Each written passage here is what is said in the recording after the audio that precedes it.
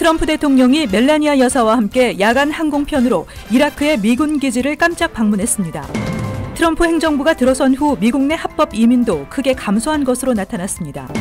유학생 불법 체류 기간 산정 규정 확대에 대한 소송에 하버드 등 65개 대학들이 소송을 지지하고 나섰습니다. 미국인들은 트럼프 대통령과 김정은 북한 국무위원장 간 첫 북미 정상회담을 올해 가장 중요한 뉴스로 꼽았습니다. 뉴욕시 지하철역에서 여성을 괴롭힌 5명의 노숙자들과 맞서 싸운 경찰관의 동영상이 화제가 되고 있습니다. 이상은 이 시각 주요 뉴스입니다. 시청자 여러분 안녕하십니까? KBN 뉴스입니다. 도널드 트럼프 대통령이 멜라니아 여사와 함께 야간 항공편으로 이라크의 미군 기지를 깜짝 방문했습니다. 트럼프 대통령은 미국이 세계의 경찰 역할을 지속할 수 없다고 해 논란이 예상됩니다. 하지만 시리아와는 달리 이라크에서의 철군은 없다고 밝혔습니다. 보도에 이명주 기자입니다.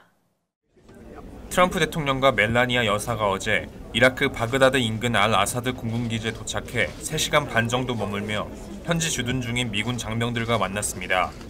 대통령 내외의 이라크 방문은 비밀리에 추진됐으며 존 볼턴 백악관 국가안보회의 보좌관이 대통령을 수행했습니다. 트럼프 대통령은 장병들 앞에서 한 연설에서 미국의 세계 경찰론의 선을 긋고 방위비 분담을 압박했습니다. 대통령은 미국이 지구상 모든 나라를 위해 싸워서는 안 된다며 미국이 계속 싸워주기를 원한다면 그들도 대가를 지불해야 한다고 목소리를 높였습니다.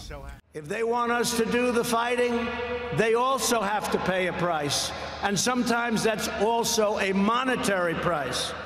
트럼프 대통령은 시리아 철군 결정을 옹호하면서 인근 지역인 이라크에 주둔 중인 미국의 철군은 없을 것이라고 밝혔습니다. 트럼프 대통령이 지난해 1월 취임한 이래 해외 전투 지역에 미군을 찾은 것은 이번이 처음입니다. 트럼프 대통령은 이라크 방문이 3주에서 4주 전부터 계획됐었지만 방문 계획이 외부로 알려지면서 몇 차례 연기됐다고 밝혔습니다. KBN 뉴스 이명주입니다. 도널드 트럼프 행정부가 들어선 후 미국 내 합법 이민도 크게 감소한 것으로 나타났습니다. 앞으로도 이민자들의 비자 영주권 신청에 대한 기각 대상을 확대하는 규정들이 추진되고 있어 합법 이민 문호는 더욱 좁아질 것으로 전망되고 있습니다. 국무부의 통계에 따르면 트럼프 행정부 기간인 2017-2018 회계년도 합법 비이민 비자 발급 수는 902만 7,632건으로 오바마 행정부 시절인 2015-2016 회계년도 1,038만 1,491건보다 약 13%가 감소했다고 폴리티코가 보도했습니다. 또 영주권 발급도 2017-2018 회계년도 53만 3,557건으로 오바마 행정부 때인 2015-2016 회계년도에 61만 7,752건보다 약 14% 줄었습니다. 학생 비자 F1 발급 건수도 감소했습니다. 2017-2018 회계년도의 학생 비자 발급 수는 36만 2,898건으로 2015-2016 회계년도 47만 1,728건에 비해 2년 사이 23%나 감소했습니다. 한국인 유학생 수도 2017-2018 회계년도에 7% 줄어든 5만 4,555명으로 집계돼 7년 연속 감소세를 보였습니다. 또 트럼프 행정부는 내년부터 전문직 취업비자 H-1B의 비자도 미국 대학 석사 이상의 학위자들을 우선 선발하려는 메릿 베이스 전환 내용의 규정 변경안을 발표해 기존 학사 학위자들의 비이민 비자 취득은 더 어려워질 것으로 보입니다. 한편 국경 수비대의 이민자 체포가 지난 11월 남부 국경에서 체포한 이민자만 5만 1,856명으로 지난해 같은 기간에 비해 78% 급증했습니다.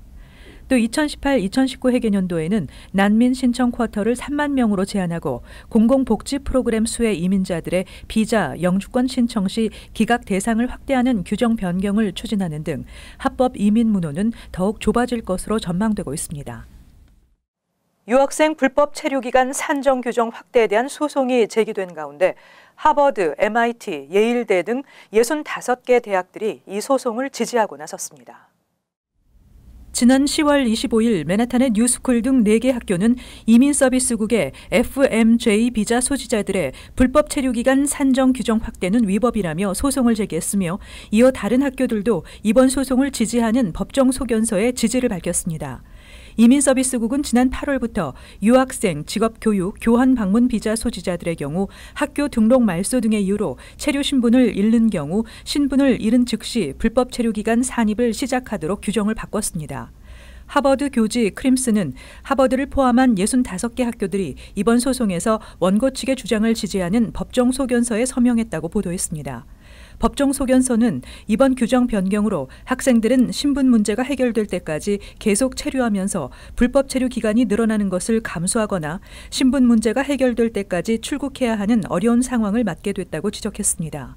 이번 소송을 지지하는 학교들은 이와 같은 규정 변경으로 앞으로 미국에서 공부하는 유학생 수가 계속 줄어들게 될 것이라고 주장했습니다. 미국인들은 지난 6월 싱가포르에서 열린 도널드 트럼프 미국 대통령과 김정은 북한 국무위원장 간 역사적인 첫 북미 정상회담을 올해 가장 중요한 뉴스로 인식하는 것으로 나타났습니다. 정치 전문 매체 더 힐과 해리스가 오늘 공개한 여론조사 결과를 보면 응답자의 22%는 북미 정상회담이 올해 가장 중요한 뉴스였다고 답변했습니다. 북미 정상회담에 이어 로버트 뮬러 특별검사의 러시아 스캔들 수사가 18%로 2위를 차지했고 3위는 트럼프 행정부의 불법 이민자 가족 분리 정책이 차지했습니다. 그 외 11월 중간선거, 브렛 캐버노 대법관 인준, 국경 장벽 건설을 둘러싼 정치권 대립도 중요한 뉴스로 꼽혔습니다. 싱가포르 북미 정상회담은 특히 젊은 층이 중요한 뉴스로 인식하는 것으로 드러났습니다. 18세에서 34세 미국인의 31%가 북미 정상회담을 가장 중요한 뉴스로 꼽은 반면 35세에서 49세 미국인은 북미 정상회담보다 트럼프 행정부의 이민 정책이 더 중요한 뉴스라고 답했습니다. 50세에서 64세 미국인들은 뮬러 특검 수사가 가장 중요한 뉴스라고 답했고 20%가 북미 정상회담을 가장 중요한 뉴스라고 답했습니다. 65세 이상 미국인은 캐버노 대법관 인준을 가장 중요한 뉴스로 선정했습니다. 올해 뉴저지주에서 중산층에 부과되는 각종 세금이 올라 서민들의 부담이 커진 것으로 나타났습니다. 전국에서 가장 높은 재산세가 올해에도 인상됐고 휘발유세와 판매세도 추가 부과됐습니다. AP통신이 주정부 소비자보호국의 자료를 근거해 보도한 내용에 따르면 올해 뉴저지 평균 재산세는 $8,690로 지난해 평균인 $8,549보다 1.64% 상승했습니다. 전국에서 가장 높은 뉴저지주의 평균 재산세는 주민들이 지적하는 최대 문제로 꼽히고 있습니다. 또 뉴저지 주정부는 지난 10월 1일부터 휘발유세를 종전 갤런당 37.1센트에서 41.4센트로 올렸습니다. 이와 함께 뉴저지 주민들은 지난 11월부터 타주에 있는 온라인 쇼핑몰에서 구입한 상품에 대해서도 판매세를 내고 있습니다. 연순익 $100만 이상 기업 대상 법인세율이 올해부터 4년 동안 10.5%에서 11.5%가 적용됩니다. 한편 머피 주지사가 강조했던 부자 증세는 연소득 $500만 이상의 주민 대상으로만 이루어졌습니다. 연소득 $500만 이상인 주민은 총 1,760명 정도에 불과해 대다수는 영향이 없다는 지적입니다. 그러나 머피 주지사는 최근 증세 계획이 있느냐는 질문에 대해 부정하지 않았으며 현재 6.625%인 판매세를 다시 7%로 올리는 방안을 내년에 재추진할 수 있다는 예상도 나오고 있습니다. 전국적으로 청소년들의 전자담배 흡연이 급증하고 있어 우려가 커지고 있습니다. 뉴저지 일부 학군에서는 고교생들의 전자담배 사용의 심각성을 학부모에게 알리기 시작했습니다.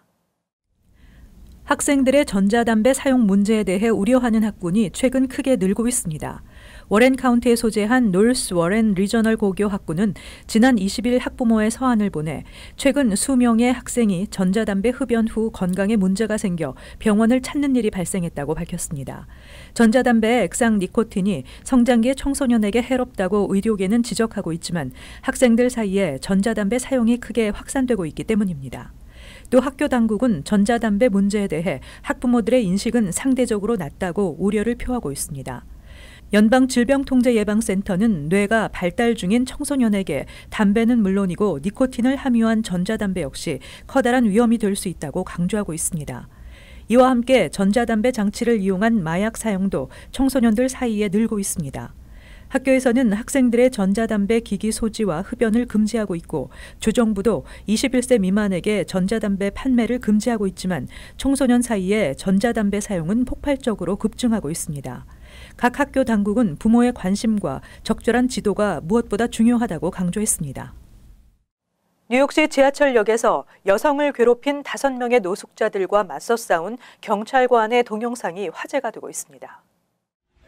뉴욕시경 노스 브루클린 트랜짓 소속 사이드 알리 경관은 지난 23일 밤 노숙자들로부터 희롱을 당했다는 여성의 신고를 받고 F트레인이 운행되는 차이나타운역으로 출동해 5명의 노숙자들과 물리적 충돌이 벌어졌고 이 과정을 촬영한 시민의 동영상이 급속도로 퍼져나가면서 인기를 끌고 있습니다. 알리 경관은 역에 도착해 노숙자들에게 역을 떠날 것을 지시했지만 이에 불응한 5명의 노숙자들과 맞서 싸워 제압했으며 이 노숙자들은 모두 다음 날 아침 사건이 있던 역에서 잠자고 있다 체포된 것으로 확인됐습니다. 뉴욕시경은 이 같은 알리 경관의 대처에 교과서에 나온 것처럼 정확하게 대응했다고 평가했으며 체임 듀스치 시의원은 그를 찾아가 노고를 치하했습니다. 한편 검찰은 어제 노숙자 2명을 소요와 공무집행 방해 혐의로 1명은 폭행 혐의로 각각 기소한다고 발표했습니다. 케이블 회사 스펙트럼이 가입자들에게 제시한 인터넷 속도를 제대로 제공하지 않은 것에 대해 고객 보상에 합의한 바 있는 가운데 뉴욕주 검찰이 케이블 인터넷망 과대 광고 단속을 강화합니다. 뉴욕주 검찰은 뉴욕주 내 알티카, 프론티어, RCN, 버라이즌 등 4개 업체와 인터넷 속도 광고 개정에 대해 합의했습니다. 이번 합의에 따르면 앞으로 4개 업체들은 자사 인터넷 서비스 속도 광고와 관련해 제공 속도가 유선상으로 테스트한 속도임을 반드시 명시해야 하며 무선 인터넷 사용 시에는 다중 접속할 경우나 넷플릭스, 훌루 등 스트리밍 기반 서비스 이용 시 네트워크 상황이 원활하지 않을 수 있는 점도 설명에 포함해야 합니다. 또한 업체들은 광고에 명시한 속도를 제공할 수 없게 될 경우 해당 요금제를 판매 중단해야 하며 연방통신위원회가 제시한 일관된 인터넷 속도 측정 기준을 충족하지 못할 경우 광고에 일관된 문구를 사용할 수 없게 됩니다. 한편 이번 합의와 관련해 알티스는 가입자들에게 인터넷 모뎀과 무선 공유기를 원활히 제공하지 않은 것에 대해 $500만 달러의 보상을 지급하기로 했으며 프론티어는 네트워크 인프라 업그레이드를 위해 $2,500만 달러를 투입하기로 주 검찰과 추가 합의했습니다. 추수감사절부터 시작된 연말 쇼핑 열기가 계속되고 있습니다. 특히 온라인 매출은 2자릿수 증가로 사상 최대를 갱신하고 있는데요. 증권시장의 등락과 연방정부 셧다운은 아직은 소비 심리에 별 영향을 주지 못하고 있는 것으로 보입니다. 월스트리트저널이 마스터카드 집계를 인용해 11월 1일부터 지난 24일까지 미국의 온라인과 오프라인 소매 매출이 지난해 같은 기간보다 5.1% 증가했다고 보도했습니다. 6년 만에 가장 높은 증가율입니다. 앞서 소프트웨어 업체 어도비는 모바일 쇼핑을 중심으로 연말 소비 훈풍이 이어져 11월과 12월 2달 동안 지난해 같은 기간에 비해 2자릿수 증가율을 기록했다고 밝혔습니다. 온라인 유통 공룡 아마존도 오늘 보도자료를 통해 이번 크리스마스 연휴 매출이 역대 최대를 기록했다고 밝혔습니다. 특히 초고속 배송 서비스 프라임 나우가 인기를 끄는 가운데 아마존 브랜드 제품만 지난해보다 수백만 개 추가 배송됐다고 덧붙였습니다. 전문가들은 완전 고용과 맞물린 임금 상승세가 소비를 이끌고 있다는 분석을 내놓고 있습니다. 국제 유가가 크게 떨어진 것도 소비자들의 주머니 사정을 개선한 요인으로 꼽힙니다. 월스트리트저널은 최근 증권시장의 혼돈과 연방정부 셧다운은 아직까지는 소비 심리에 직접적인 영향을 미치지 못하고 있다는 것으로 평가했습니다.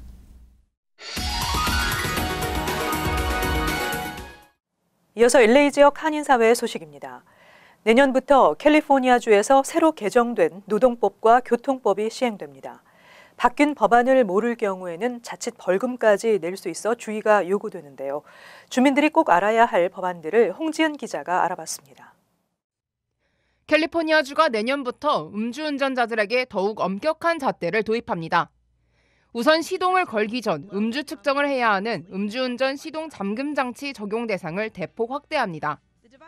기존에는 음주운전 초범일 경우 이 장치에 부착이 면제되는 경우가 많았지만 내년부턴 한 번이라도 음주운전에 적발되면 무조건 최대 6개월 동안 시동 잠금 장치를 부착해야 합니다.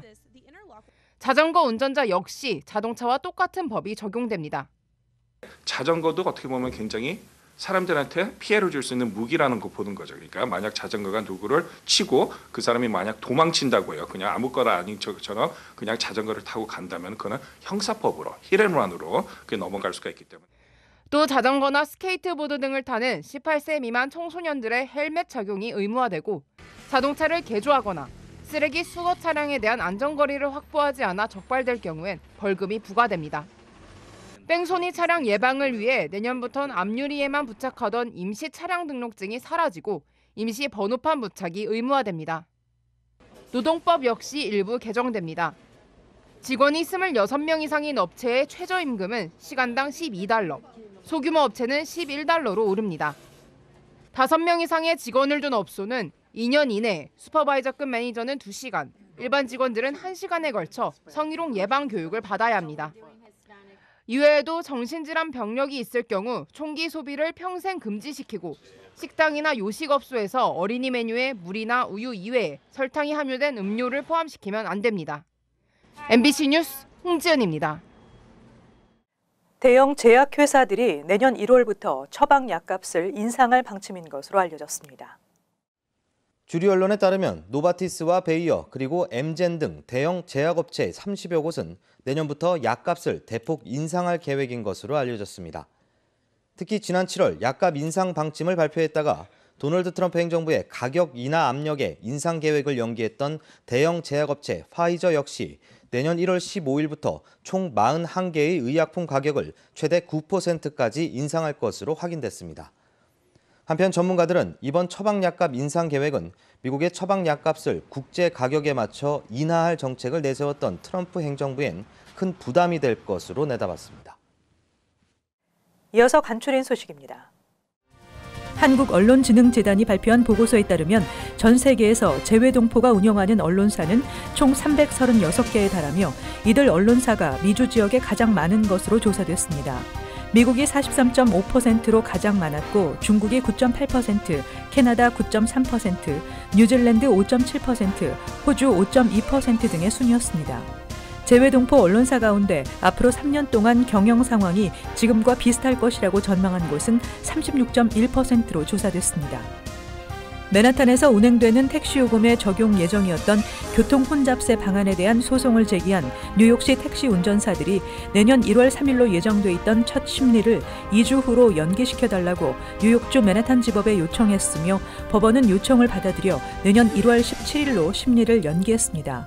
이에 따라 내년 1월 1일부터 시행될 예정이었던 택시들에 대한 교통 혼잡세 부과는 본 소송에 대한 최종 판결이 나올 때까지 미뤄지게 됐습니다.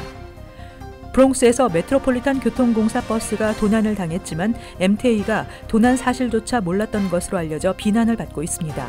지난 23일 오후 8시쯤 브롱스 롱우드에서 1010번 버스가 도난을 당했고 이 버스는 도로를 8시간 동안 운행했으며 다음 날 오전 4시쯤 다른 곳에서 발견됐습니다. 이같이 대중교통수단을 탈취한 경우 무거운 형량을 받게 되는데 이번 브롱스 MTA 버스 탈취 사건은 아직 용의자조차 파악되지 않은 상태입니다. 조지 워싱턴 브릿지와 맞닿은 뉴저지 포틀리의 교통 정체를 해결하기 위해 포틀리 타운 정부는 최근 주요 교차로에 교통량에 따라 신호가 바뀌는 가변 신호등 10개의 설치 작업을 완료했습니다. 가변 신호등은 브릿지 플라자 놀스, 브루스 레이놀즈 블루바드, 르모인 애비뉴, 파크 애비뉴, 메인 스트리트, 센트럴 로드, 허드슨 테라스 등 조지 워싱턴 브릿지와 인접한 로컬 도로에 설치됐습니다. 계속해서 환율과 증권 소식입니다.